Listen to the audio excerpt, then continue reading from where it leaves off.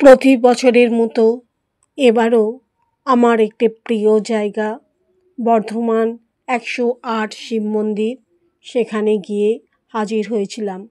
একটি শান্ত মনোরম পরিবেশ, এত শিব মন্দির আমার ভীষণ ভীষণ ভালো লাগে। সেই শিব মন্দির এবং বাবার প্রতি টানেই আমি প্রতি বছর সেখানে হাজির হই।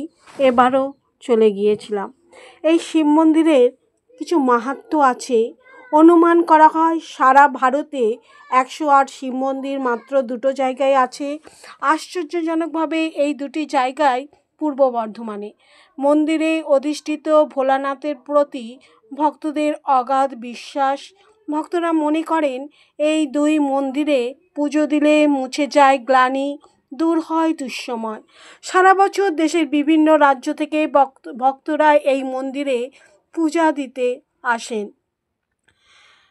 প্রথমটি বর্ধমান শহরের উপকণ্ঠে নবাবহাট। এখানে রয়েছে ১০৮ শিবের মন্দির।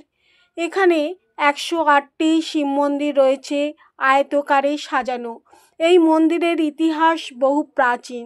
বিশ্বাস, নবাবহাট একসময় প্রবল প্রাকৃতিক দুর্যোগের কবলে পড়ে।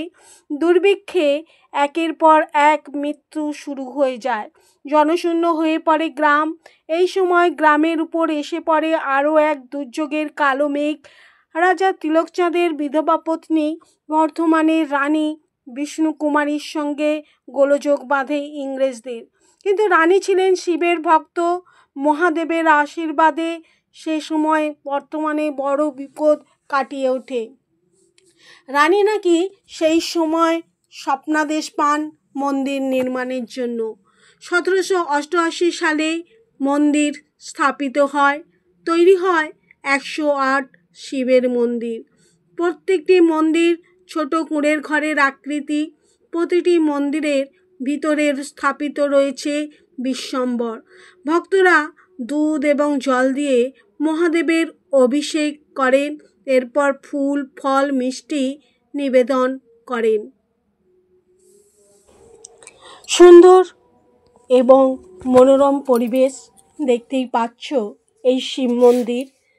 ভীষণ ভীষণ ভালো লাগে। এর যে একটা সুন্দর ঘাট, এবং ঘাটটার দিক থেকে দেখতে পাওয়া যায় প্রতিটা শিব মন্দিরকে একদম সুন্দরভাবে সাজানো, এবং বিশাল এলাকা জুড়ে এই শিব মন্দিরটি। সেই টানে আমার ভালো লাগা স্থানে আমি প্রতি বছর একবার করে যাই। জয় বাবা ভোলানাথ।